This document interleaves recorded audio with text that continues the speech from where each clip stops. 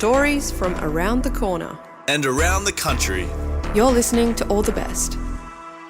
Proudly supported by the Art Gallery of New South Wales.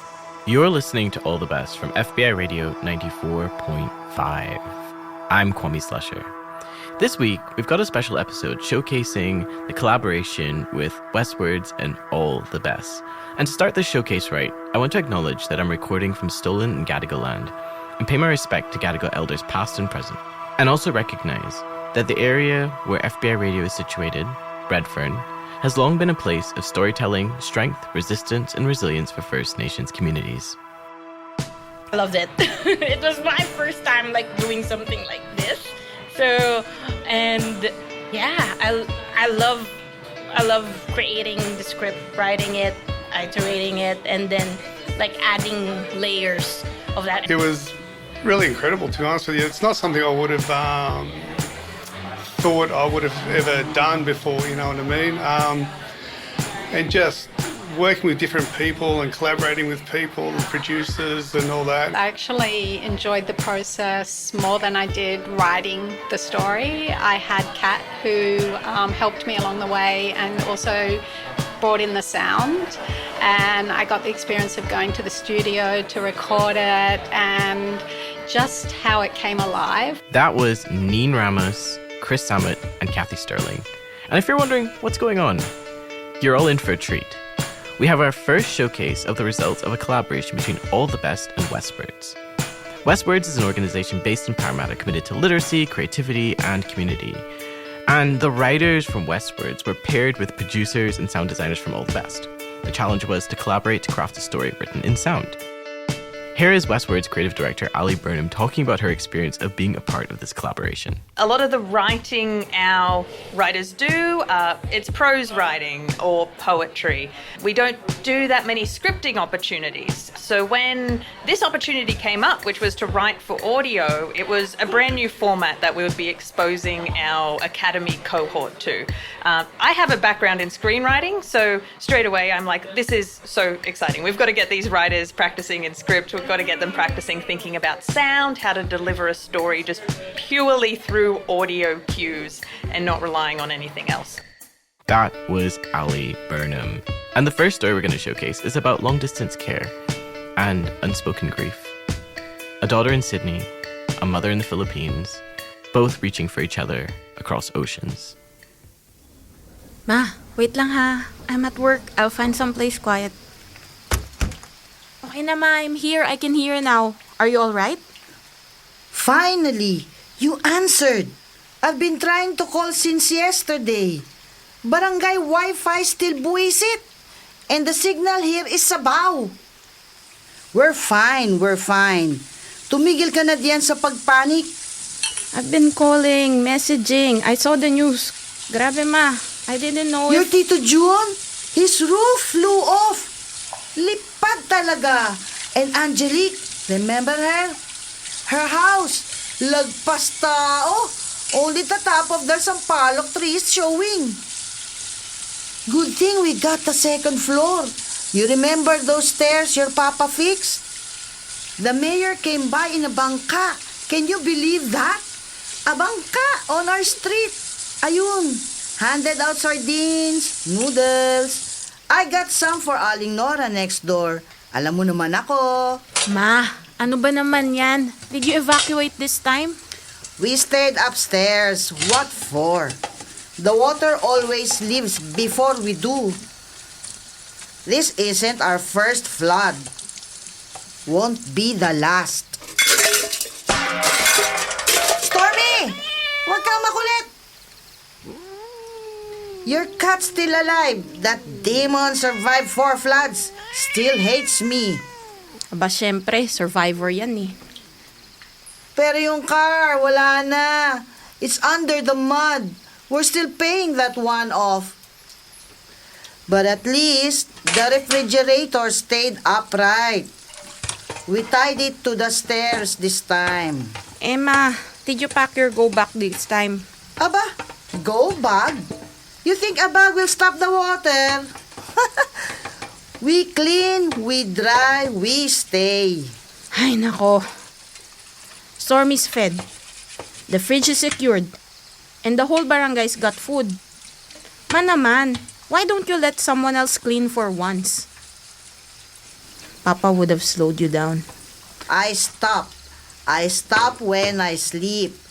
Then Stormy steps on my face. Matalaga. Naalala mo dati? You used to hum while mopping the floor. The house is quieter now. Kami na lang ngayon ni Stormy dito, arguing around the house. Ma, alam mo naman, I keep asking if you're okay all this time. But what I really want to know is how you are. And I guess I've just been too scared to hear the answer. No, I'm fine. Just busy. So, when are you getting married? Just me. Naman, seryoso ka pa rin ba dyan? I'm just saying. I'm not getting younger. Angelique's got 2 kids now. Ikaw. Ewan ko ba sa'yo, man? Gulo mo kausap. Ay, oo nga pala. I found your old slippers. Muddy na. Halos sira-sira na nga. But I washed them just in case. Baka sakaling muwi ka. Ma, siguro alam mo na din naman to. All this time, I've been so worried about you. I guess what I really want is to be there. Even if I don't know how to say it out loud. I just miss home. At syempre, miss na rin kita. So, when will you visit? Ma? Hello? Ma? You're listening to All the Best on FBI Radio 94.5. I'm Kwame Slusher, and that beautiful, heart-wrenching story was written and performed by Neen Ramos and produced by Aswathi Matthews, and the mother was voiced by Liza Caliao. Our second story is a little closer to home. It raises the question, is any job really better than no job? And a content warning, there are graphic depictions of animal violence and themes of mental health in this story.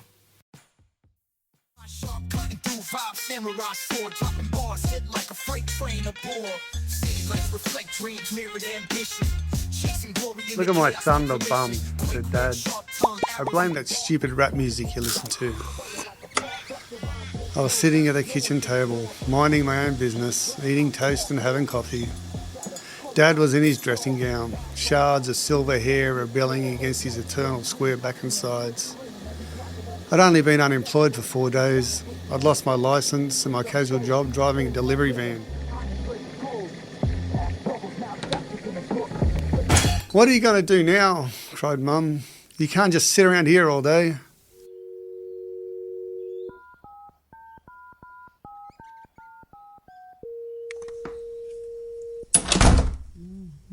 After breakfast, she phoned her friend Carmel from church. Carmel's daughter Nadia worked at a job agency. A few days later, Nadia called to offer me a job at Uncle Alan's chicken farm. It's good work. I used to slaughter chickens, said Dad. Stick with it a while and a smart boy like you could be a leading hand one day or move upstairs in the sales. Dad left school at 13, barely able to speak English.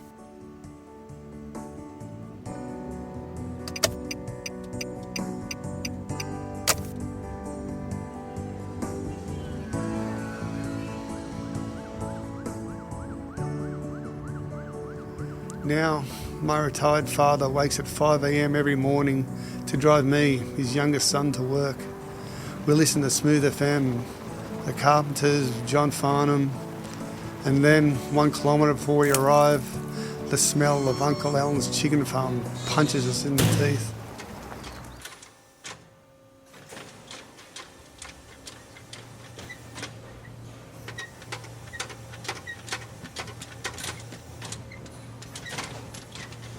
We, the line workers, unload cage farm chickens from trucks and gas them with carbon monoxide before dismantling the carcasses for consumption. The deep, thick stench of internal organs clings to us like a sodden black sponge. Thousands of chickens arrive weekly on the backs of trucks in blue and orange plastic cages, rain, hail or shine. They provide a rattling chorus of clucks and throbs to be slaughtered for drumsticks, breasts, giblets, feet, and whatever morsels can be monetised for person and pet. The crates are then organised into 2 rows, 8 crates high, and loaded snugly into the gas chamber. Once the chickens are dead, they're dumped onto another conveyor belt, impaled on the hooks and marched onward down the production line when they're bled and defeathered. Then the carcasses, which were alive just 15 minutes ago, slide down the line, bouncing comically into each other on their hooks like rubber, before being sliced and diced into your roast dinner cuts or shredded for your tasty workplace sandwiches.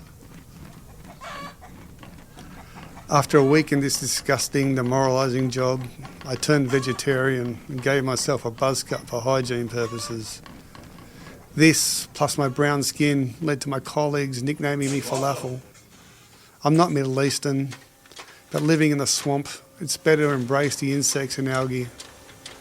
Stoicism, I think it's called. By the 3rd week, the only workmate I could bear was Lorenzo, a 6'4" Sudanese Pentecostal Christian who randomly succumbs to bouts of rapture, dressed in blue disposable overalls, a white hairnet and black gumboots. His eyes roll back in his head and he chants something like, Hallelujah, Hosanna, miraculous, above the clucking and scratching of thousands of chickens in plastic cages and the metallic whirring and clanging of machinery. Who could hold some escapism against him? Every lunchtime, Lorenzo and I sit on milk crates in the gravel car park, away from wherever the wind blows the stench from the warehouse. Brother Falafel, says Lorenzo, unwrapping his ham and cheese sandwich, squeezing his chocolate milk between his knees. We need to meet some women. Let's go out this weekend. Fat chance, buddy. Who's going out with us? Social media has killed the working class. All with my girlfriend post. This is my boyfriend, he slaughters chickens for a living. Lorenzo screeches with laughter. The Lord will provide. Have faith, Brother Falafel, he says as a new truckload of chickens reverses into the warehouse behind us.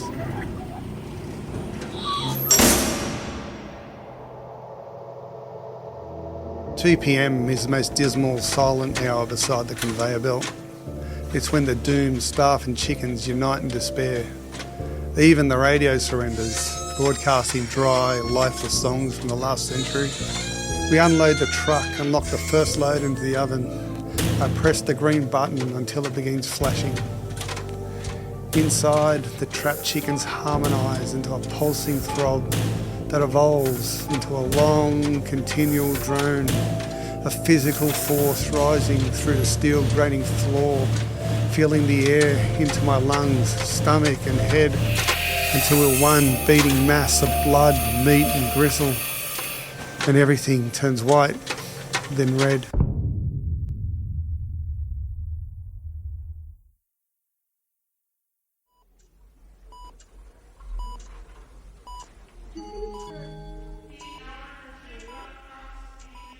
I'm in hospital for 2 days. My brain and heart are scanned.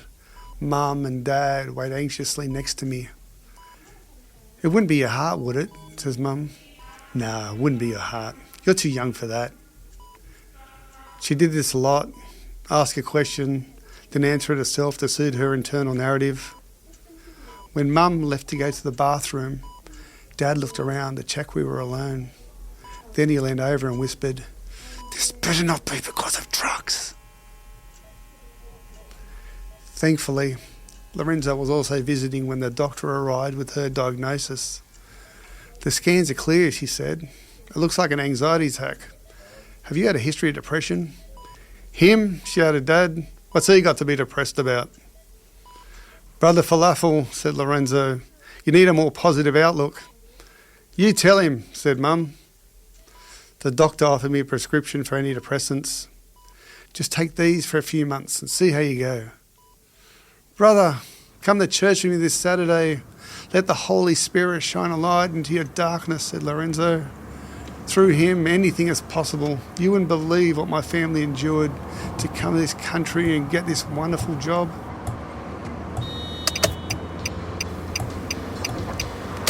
I didn't take the prescribed antidepressants. Instead, I went to church with Lorenzo. We sat too close to the front for my liking. The pastor closed his eyes, his hand raised towards the heavens like a conductor, voice trembling. The Lord knows there's a soul presence stuck at an almighty crossroads. The keyboard and choir rise to a crescendo.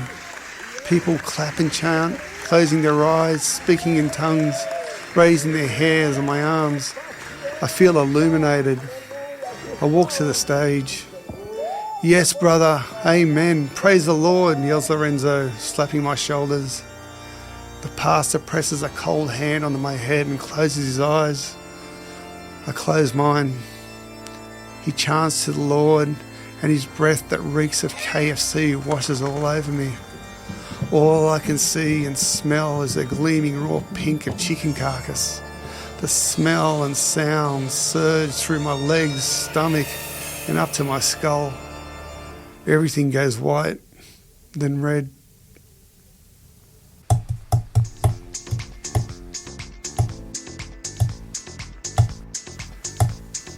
I love the smell of raw chicken in the morning, said Dad, as the first scent of Uncle Alan's hit us on our morning commute. He loved Robert Duvall in Apocalypse Now. He'd used that line for over 20 years in a multitude of scenarios. He points to my cheek.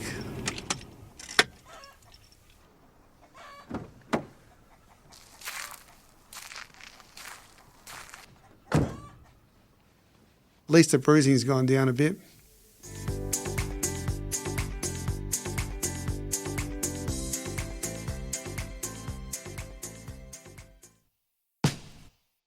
You're listening to All the Best on FBI Radio 94.5, proudly sponsored by the Art Gallery of New South Wales, and I'm Kwame Slusher. And that really visceral story was written and performed by Chris Sammut. The producer was Persephone Waxman, and the sound designer was Lana Lucina. The final story that we're showcasing for this episode takes us back to childhood and asks us the question, when do we feel safe to connect to our bodies? And a content warning, this story touches on childhood fare and home environments that feel unsafe. So please take care while listening and pause if you need to.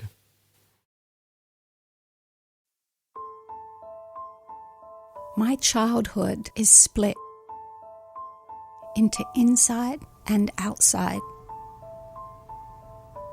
Inside, it's still dark. I hold my breath, tummy tight. The walls listen.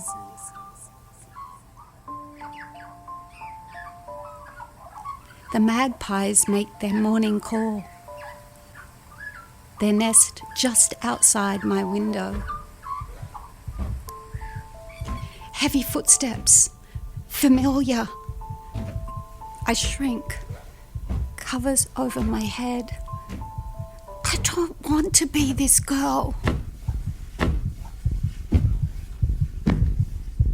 He kicks the door, I jump. Each time feels like the first. If you're not up by 6:30, no breakfast.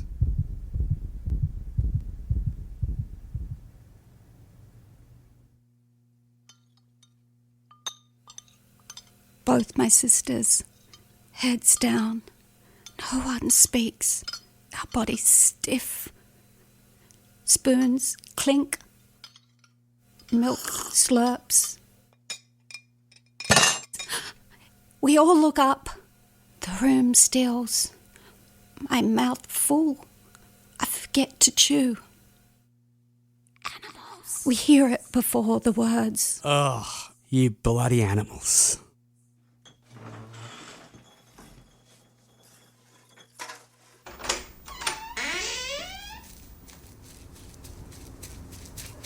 I step outside, into the sun, past the roses Mum planted, red, her favourite. When they bloom, her face changes, her lips unpress, curl just a little. Her eyes go soft, like she's dreaming of a home she never had. I stop and smell the sweetness, wishing I could make her eyes smile like that, always. I lie down on our driveway, warm underneath, sun on my back, like the morning is hugging me from both sides. The boy next door lies next to me. Hey, Kath, spiny lizards? We watch lizards rush in and out of the cracks. A ladybug lands on my hand. I hold my breath. Its tiny wings flutter. I wonder if I could fly too. I race past 3 fibro houses. The sprinkler catches me, a cool shower on my head. Mr. Brown, shirtless, tends to his lawn. The smell of cut grass fills me up like I belong to the outside. In a front yard filled with broken cars, girls with elastics around their ankles. I stop. I watch. Then I'm in. My whole world is those 2 lines. The chant gets louder. It fizzes in my chest like Coke bubbles. I can't hear anything else. I can't feel anything else. Just the jumping, just the chant, just this. It becomes my internal song. We change the game. Hand clapping. Right hand to right. Cross clap. Touch our knees. The rhythm holds us. We go faster and faster. My brain racing, hands slapping until we lose it. The boy across the road yells, I'll race you, Kath. Bare feet on the grass, I run across fenceless lawns, past power lines reaching for the sky. No words, just legs stretching, arms swinging, breath loud in my ears. Houses blur, my heart wild inside of me. He beats me back, grinning. I'm grinning too, breathless. My body is buzzing.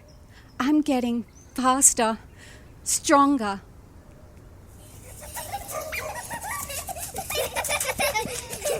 A group of us take off.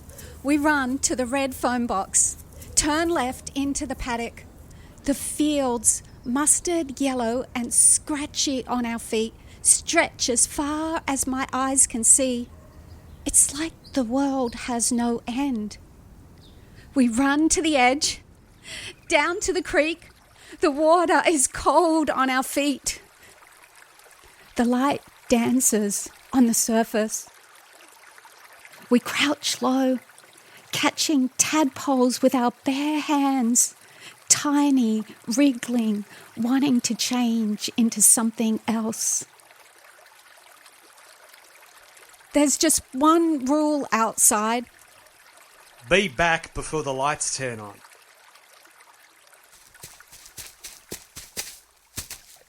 We run, ice cream containers sloshing with tadpoles, our shadows stretching long behind us.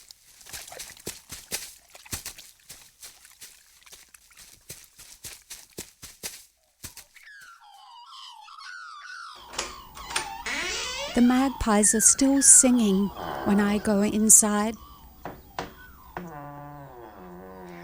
In my bed, the darkness finds me.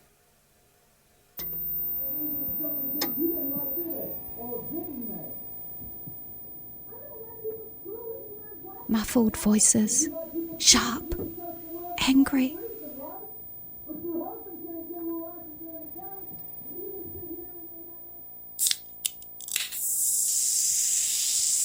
I smell the stale bitterness from inside my room, like the house is drinking too. My belly hurts. My head swirls with worries. I can't stop. I curl up and wait for the silence.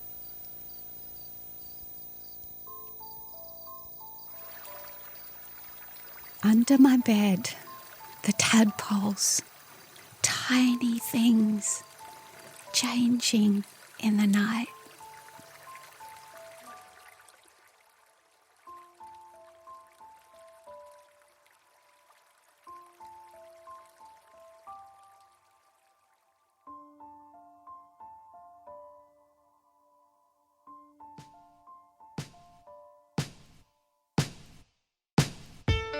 You're listening to All the Best on FBI Radio 94.5. I'm Kwame Slusher, and that story was written and performed by Kathy Sterling, and the producer and sound designer was Katarina Fraga Matos. Mark Williamson voiced the dad, and Horatio voiced the boy. And if you enjoyed these stories, then keep listening to All the Best, because in a couple of weeks, we'll have another episode showcasing more stories from the All the Best Westwords collaboration. And just in case you haven't heard, the Jesse Cox Audio Fellowship deadline has been extended till the 25th of November at 5 p.m. So check out our website at allthebestradio.com for more details. And if you love audio stories, then keep listening to All the Best for unique stories from independent audio makers from SoCal, Sydney, and around the country. Definitely catch our live broadcasts on Sundays at 9:30 a.m. on FBI Radio 94.5. We also release a brand new episode every Tuesday at 4 p.m. on allthebestradio.com, Spotify, and Apple Podcasts. So follow us now so you never miss an episode. All the Best is made at FBI Radio on Gadigal land in association with Sin and 3RRR on Wurundjeri, Woiwurrung, and Boonwurrung lands, and ACCC on Arrente and Warramungu lands. The All the Best executive producer is Mel Bakewell. Katarina Fraga Matos is our events and partnerships coordinator. Patrick McKenzie is our community coordinator, and a special shout out to some of our amazing volunteers, especially Ray, Sue, Lindsay, Andrew, Ash, Sharon, and Emma, who helped to make All the Best possible. Shining Bird composed our theme music, and Annie Hamilton designed the artwork. We're heard across Australia on the Community Radio Network, and we're made possible by the Art Gallery of New South Wales and the Community Broadcasting Foundation. You can hear our full archive of more than 600 episodes at allthebestradio.com. I'm Kwame Slusher. Thanks for listening.